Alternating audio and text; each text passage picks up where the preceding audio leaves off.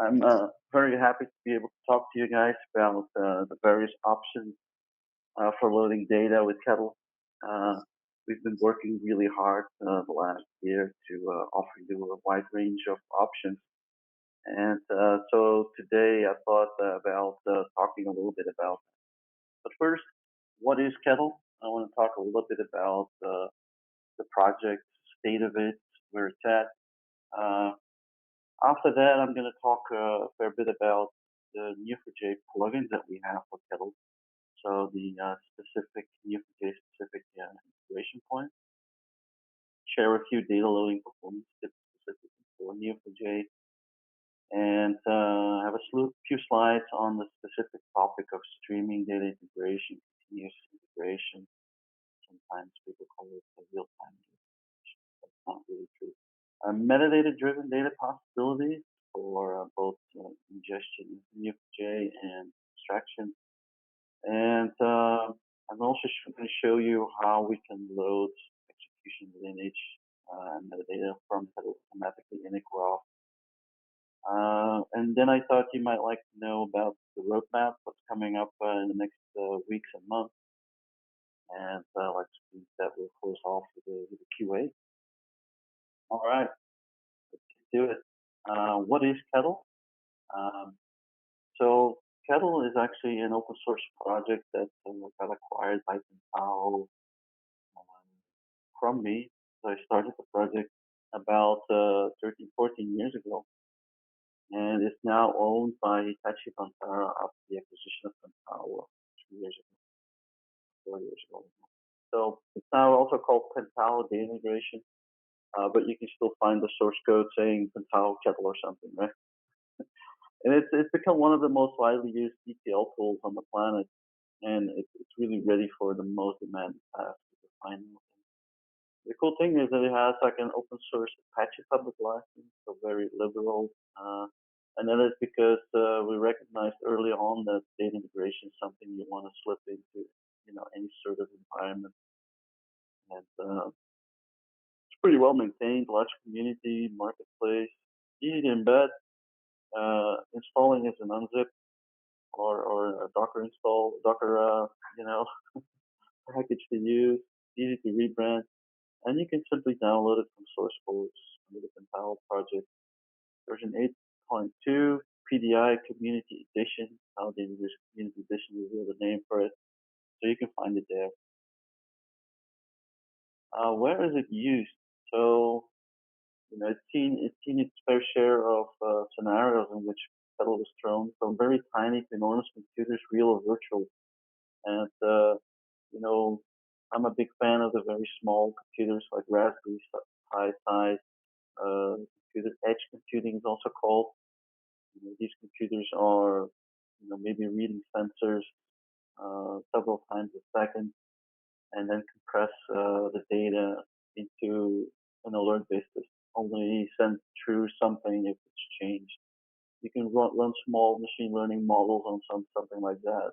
Even though the machine is very slow, it can still do that, and minimize network traffic by compressing the data. You can run on your laptop or in your browser, and locally or in the cloud on Hadoop clusters, virtual machine, Docker instances, serverless. We run it in Lambdas, for example.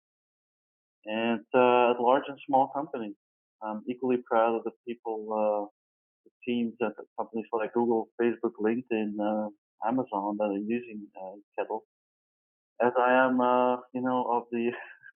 of the small independent IT person,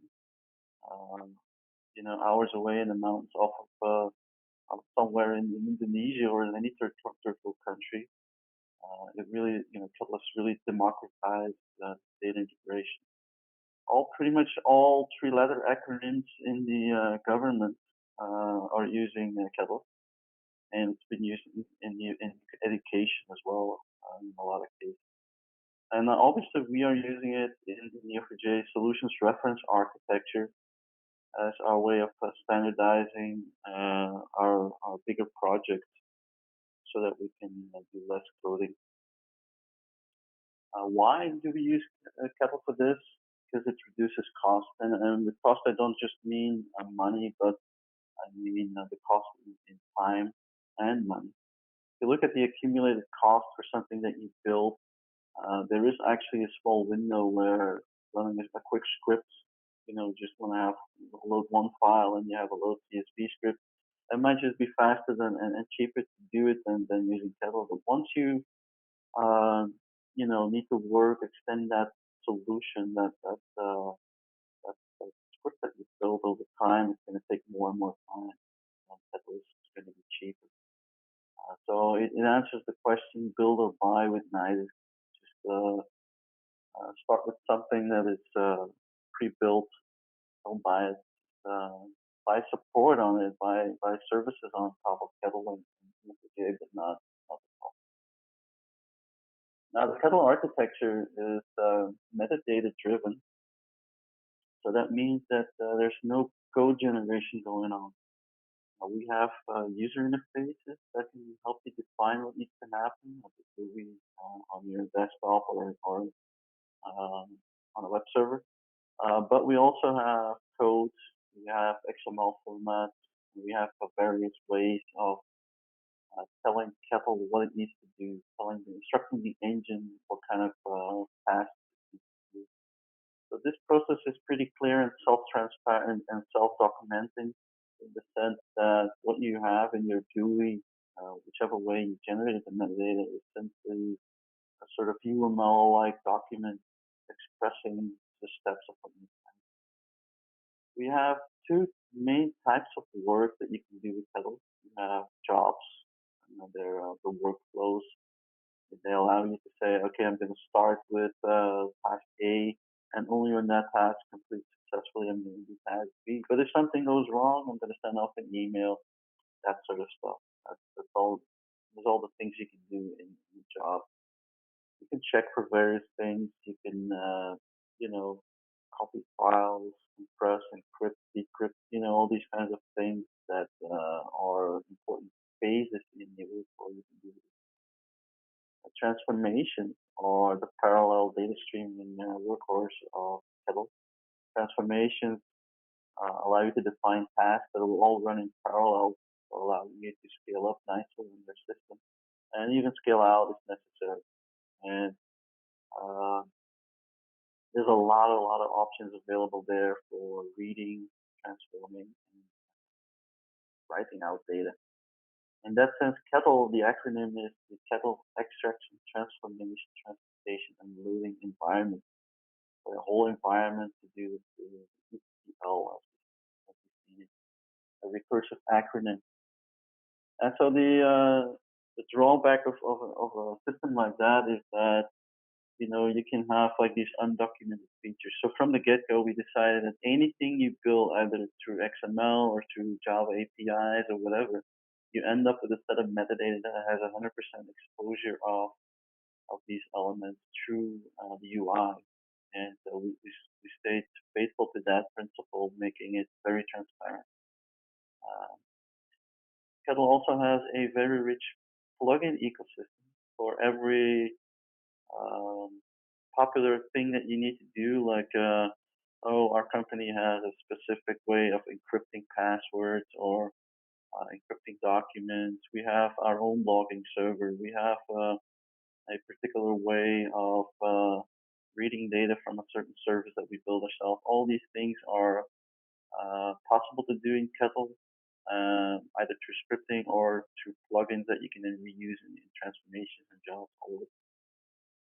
And we also build integration points for others, so you can run everywhere. You can embed the Kettle engine in your own web server in various ways, either through Java APIs or through REST calls or through web service calls.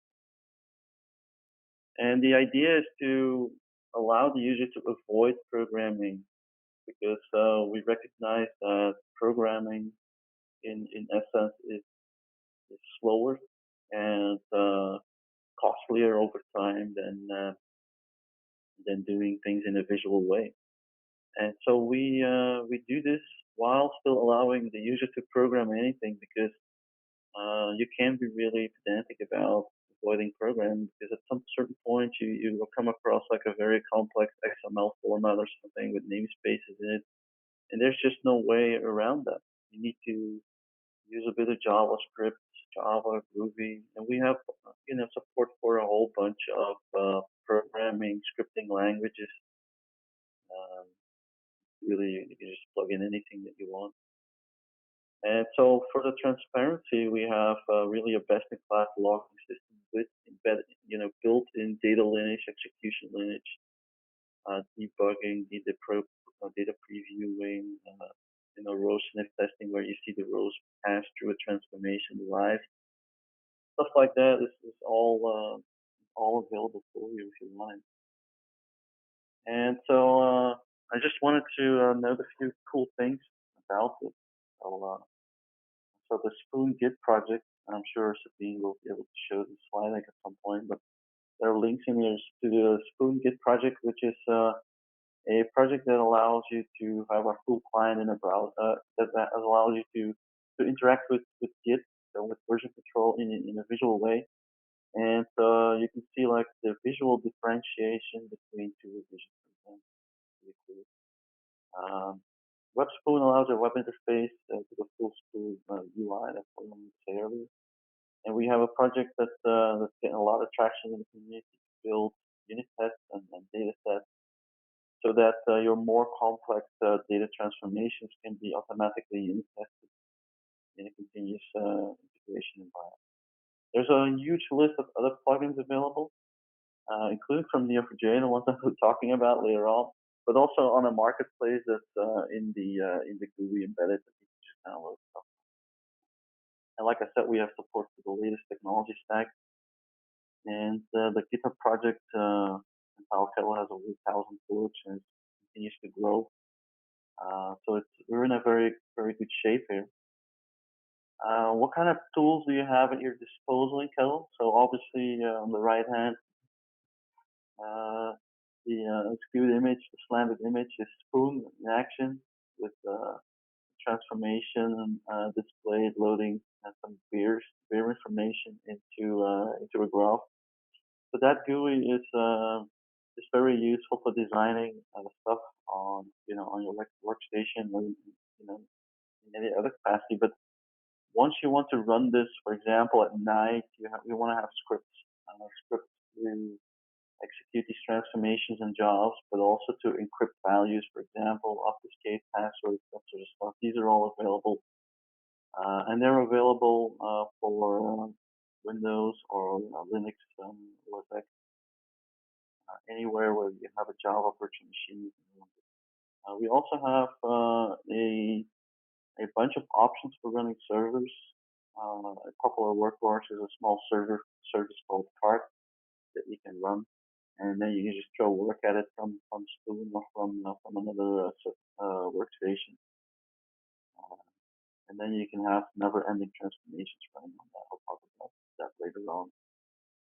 Obviously, we have a Java API and an SDK out there so that you can say, hey man, I just designed this transformation. It's an XML document defining what I want to do. Now I want to run this myself in my own application on a web server somewhere on Tomcat. And then you can use that API to just execute a few lines to execute that work that you define. The XML is a standard file format that's been around for 17 years now. Hasn't budged an inch.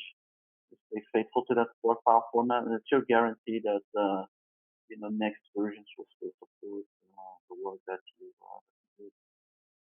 A very rich plugin ecosystem, and a very good way of allowing you to use Kettle in the way that you like it, without Kettle dictating the architecture. I have built a few Docker images if anybody's interested. But there's also a whole bunch of documentation, books, communities, specifically for the Neo4j community. I would just recommend that you join Neo4j community, community.neo4j.com. And if you have any Kettle questions, we'll pick them up and we'll answer them. So let's dive into the meat of the of the presentation. Actually, I've already talked for 15 minutes. Uh, so where can you find the Neo4j plugin? I created a small link. This is a set of plugins that was created by community members. No BI. That's where the project is still hosted. We're not really predatory in that regard, right? Anyway, the code list is fine, but we really would love you to give us feedback on these things. I think we did a lot of releases last year of this plugin. It's been advancing pretty quickly, and it's thanks to all the nice people out there in the Kettle community and the Neo4j community using these plugins. So your bug reports, your wild ideas, they're what drive us forward, and they're always appreciated. The silliest bug can lead to really great insights. So thanks in advance for that. The first step I want to talk about is the Neo4j Cypher step. So most people that have looked at Neo4j, sorry, and played around with it a bit know, you kind of need Cypher to load data into Neo4j, to query Neo4j, that sort of stuff. And so, we have like a really cool Cypher step that allows you to connect to a database.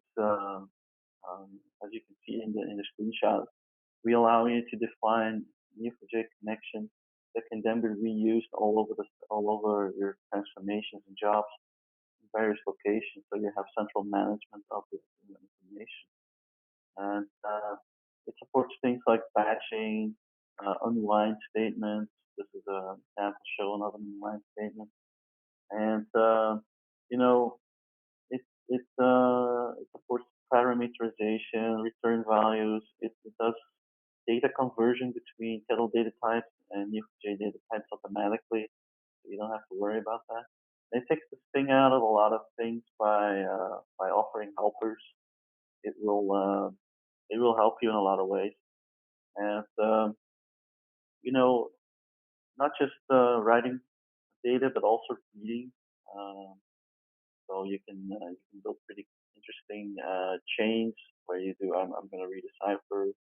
I'm going to read some data from Neo4j graph, show this path algorithm, and then I'm going to enrich it by other data that I look up to really collect data from Neo4j, one step after another.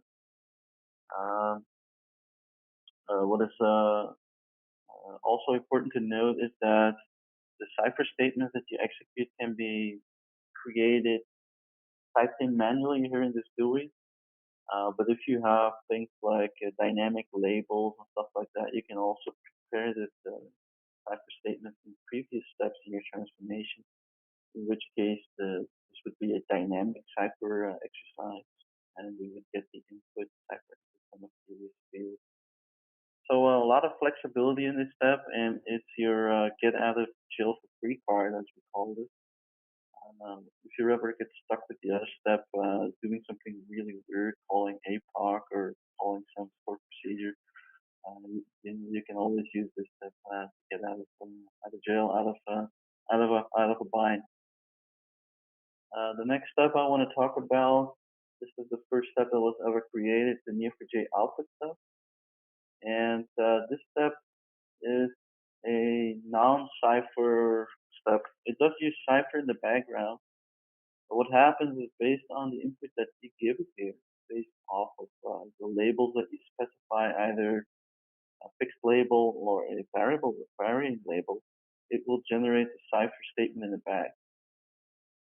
So for example, if you use create instead of merge, it will use in this example on the right that you see, it will use a create a node creation statement. So create a node with a customer label and with ID as a primary key, and then a set statement with a bunch of properties below.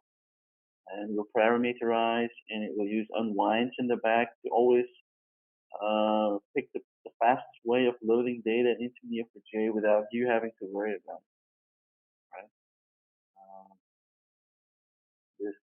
This concept of having labels stored in a field along with the rest of the data is also very powerful, because a lot of times these node labels, and especially relationships labels, can be tricky to solve otherwise. So you can update one node, you can update two nodes, or you can, just reference one node and just reference two nodes and create a relationship between them. So there's a lot of flexibility here. It's just this idea of having two nodes and a relationship. Very versatile step. As you can see, there's a checkbox saying create indexes. It will create indexes automatically for you. It's not something we recommend for production use. You would put this in a nice script somewhere. I'll talk about that. But it's very convenient.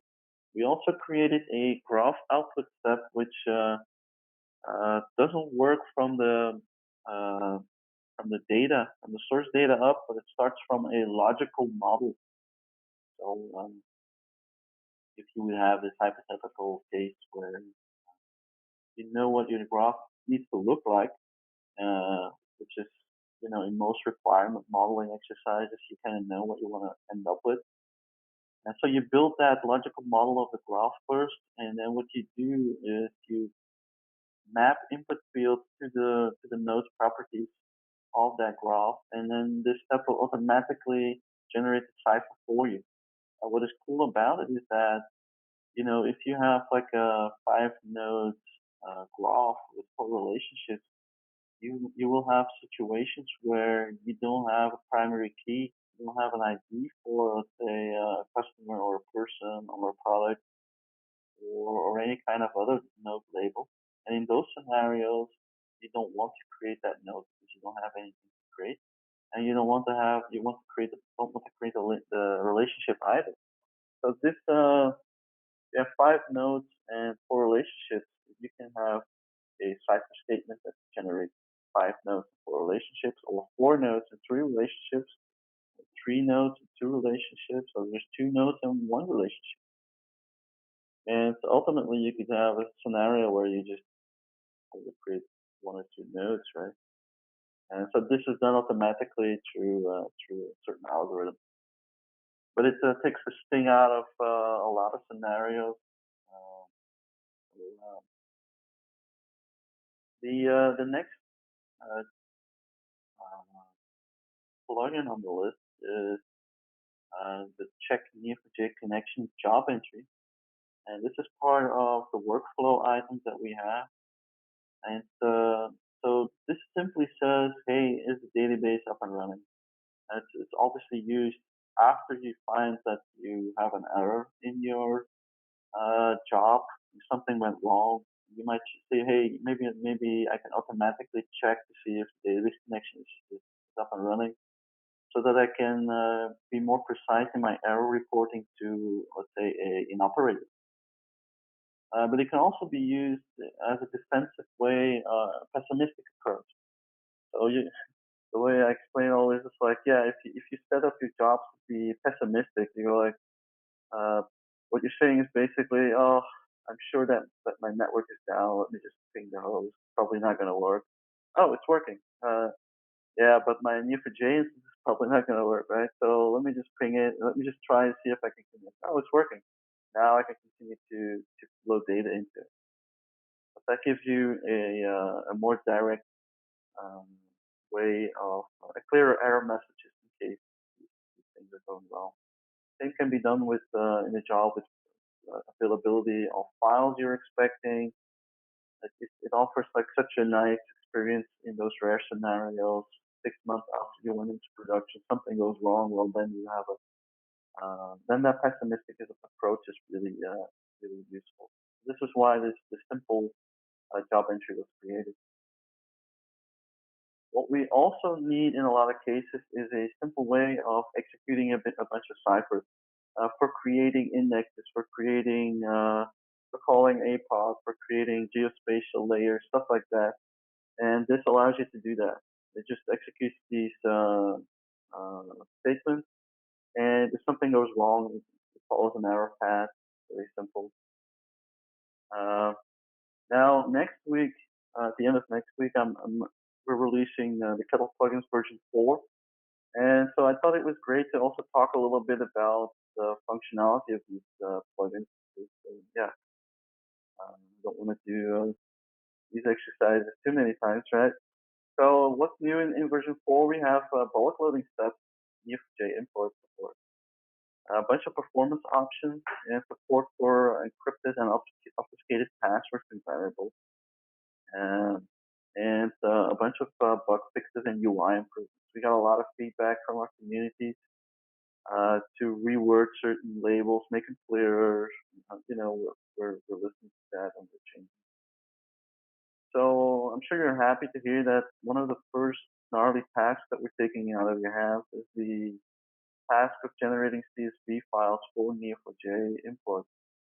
The Neo4j imports bulk loader is really, really fast, right?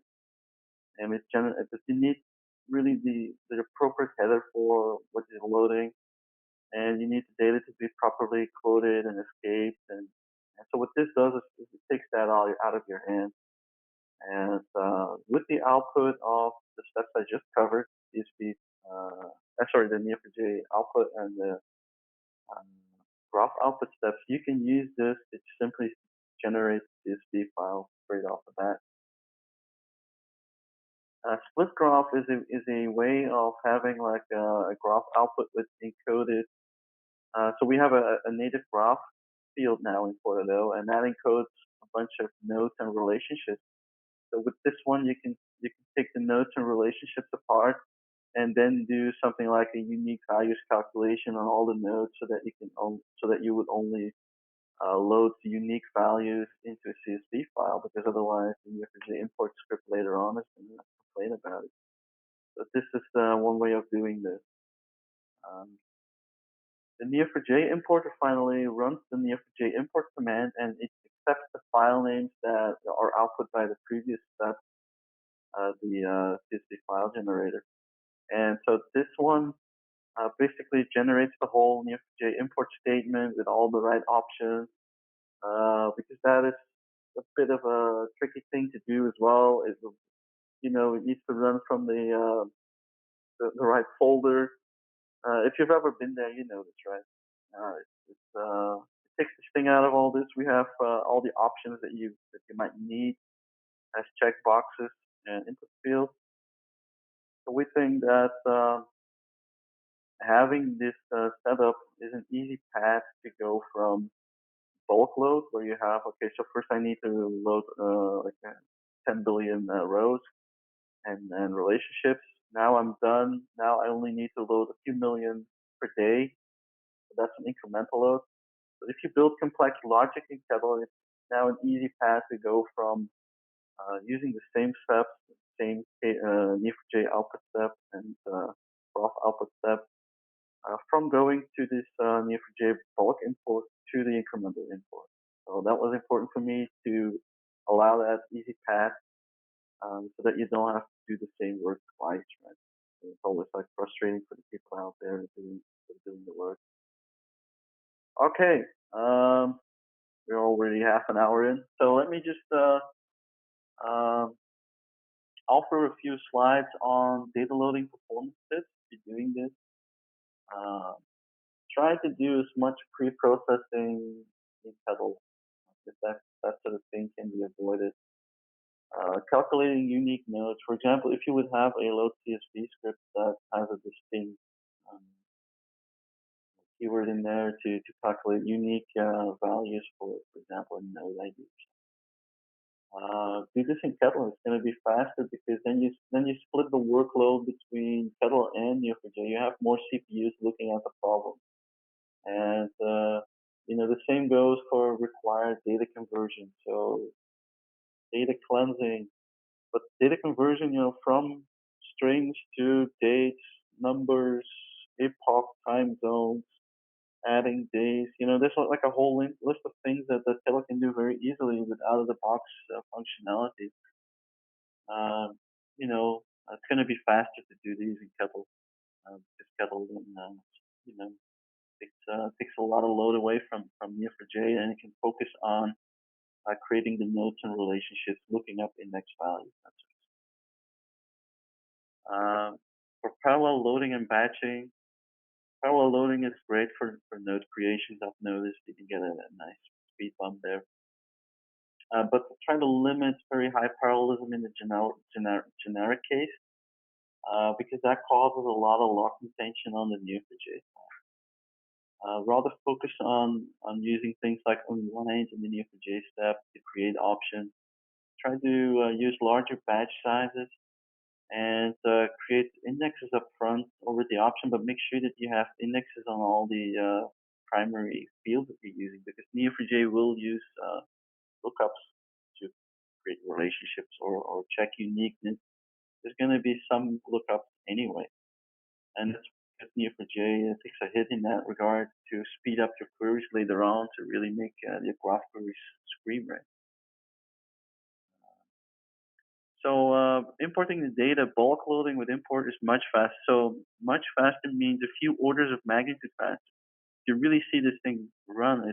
It's amazing, right? So the strategy there is to collect all the data that you have that you might load in CSV files in the import folder. Use the new steps to do this. Very easy, and then you have that seamless path to the incremental load later on, and you're good to go in the record time. So we also get a lot of questions about streaming data loads. And in fact, Neo4j released Kafka integration a few weeks ago, which is really cool for connecting Kafka directly to Neo4j. But if you want to do this in Kettle, you can choose either to do micro batching every couple of minutes, for example. Small, predictable batch loads are usually much better than having one big load at the middle of the night when something goes wrong. So I call this predictable loading. So if you need to do batching, try to macro batch as a path towards streaming later on. Maybe then in a few years you get a proper event-driven architecture like Kafka or Event Hub. There's a bunch of these event-driven streaming or queuing systems out there. Kettle does support Kafka out of the box. We have plugins for Microsoft Azure Event Hubs. We have options for Google PubSub, and there are ways of streaming from just about any data streaming source. But Kafka is obviously the most important one right now. These are transformations that never end.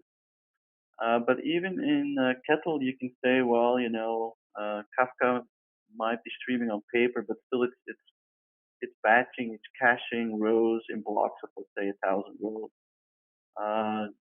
I would recommend you do similar things in your batch transformation, like the one that you see here. You get like a transactional transformation that gets records from the stream, parses the JSON that you get, does the data cleansing, and ultimately outputs a bunch of updates a bunch of graph nodes and relationships.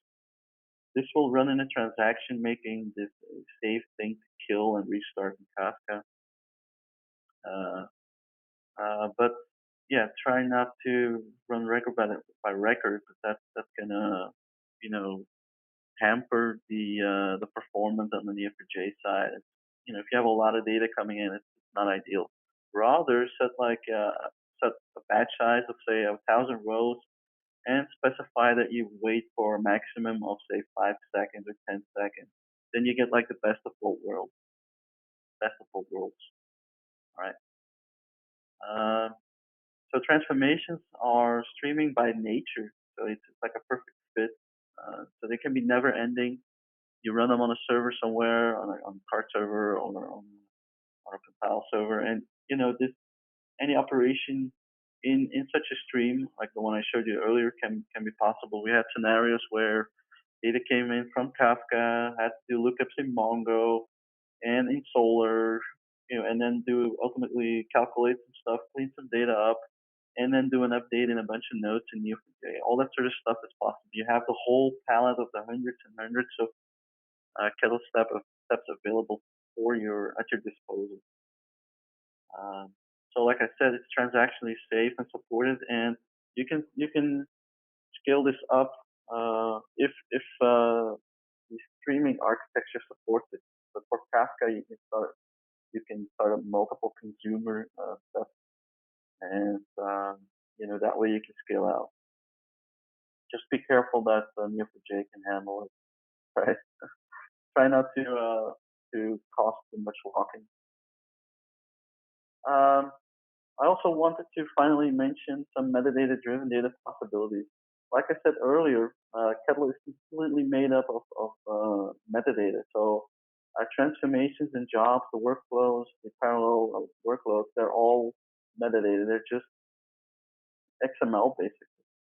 And Kettle supports this thing called ETL metadata injection. So it's a transformation template where, for example, if we're reading a file, we don't know exactly what kind of file format we're going to have because we're going to have maybe 1,000 file formats. And we know it's going to end up in Neo4j, but we don't know what's node label and we don't know what the properties are. Those are scenarios where you might want to consider metadata injection to create one template and then inject the metadata that you might have about these file formats at runtime. Right before you execute, you go, hey, what's the file format? What are the columns of this file? What kind of delimiter do I have? And then we feed this into the template, and we say to Neo4j, here are the properties, the node labels you need to use, the Neo4j Output step, and then that gets executed. I have to mention Neo4j is a great metadata database for that. Instead of putting that metadata in Excel file, use Neo4j itself, and a lot of customers are doing this. Kettle can make use of this if you already have one of these metadata repositories. Any kind of information that doesn't need to belong in Kettle, like usernames, passwords, table names, columns, everything that you already have in another format, whether it's in Neo4j or in any kind of other file format, Kettle can make use of this to avoid you having to copy it over manually in the GUI. So like I said, if you have hundreds of file types, processing data from hundreds of databases, and we've done this with Kettle, automatic data standardization and normalization, you can gain massive amounts of time with it. In a way that certain tasks that are, if you don't have a system like this, it's probably impossible to implement. I mean, when we did this process of processing 100,000 database tables from all across the world and move them into Hadoop, for example, that's simply not possible to manually do anymore. So metadata-driven extracts are, without anything hard-coded, and they completely make use of any possibility in the Kettle engines all through metadata. So flexibility, performance without coding for the win. All right. So Kettle execution architecture, the logging architecture, is very graphy in nature by itself. So we keep track of every parent-child relationship in the execution layer, which job executed which subjob, which transformation executed which step, which database got used. So this whole graph model, including the impact that we have on the graph with Neo4j steps, we store this in the graph itself, and you can use the Neo4j logging plugin for this. And it's up on my GitHub if you want to try it. And again, feedback is very very welcome. It's working really nice. And the tools that we offer you is to view the execution history of your transformations and jobs, log, duration, errors, number of rows processed. It's capable of finding error paths by using shortest path algorithms in Neo4j graphs. Jump to the error location and fix the error right away because we know exactly what errored out and where to find the execution and what, we know everything about that. And we have a tool to get the time window since last successful execution for incremental loads. So we want to get all the new data since the last time this transformation job executed successfully.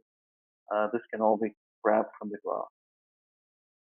So this is kind of like how this works. We have a transformation job. It executes component step. We load the core of the metadata, the execution lineage in Neo4j along with syntax and loss. So we also know that you updated a certain node label in a certain step, and this transformation was responsible. And so, like I said, we have GUI elements to show you like the shortest path and jump to specific steps. Then, since I'm pretty much out of time, a quick roadmap update. So we did 25 releases of these plugins in last year since April. Next week, I'm doing the release of 4.0. Then I'm thinking of building a new Neo4j output step, which is more flexible and clear with zero, with 1 to n output nodes and 0 to n relationship, really more mimicking the Cypher language, much more flexible than we have now. More graph data type operations, I don't know, for collecting and compressing graph operations, so that we can do time-based windowing operations. And so we would love your suggestion. Obviously, like I said earlier, it's really important that you give us feedback if you use the stuff. And we're tuning options for Neo4j stubs running in our initial Kettle Apache Beam implementation, running on Dataflow, Spark, Blink, all these engines in Apache Beam. So if you have any cool ideas there, but we're trying to reduce parallel to full performance. So for the Neo4j logging plugin, I want to make it more generic, for more generic impact analysis information. Kettle has a really rich data lineage API, so for more of that information in Neo4j as well, so that we can link output data exactly to where it came from, which file, which source database. I also want to store Git revision graph, the revision history graph, with all the merges and branches and everything into Neo4j, so that ultimately, one, we have the unit test results, and something goes wrong, we know immediately, like, okay, so something went wrong in the last execution of the job, and we can trace it back to a failed unit test and somebody checking in a new revision of the file in Git. And it would be great to have some sort of operational dashboard going for that.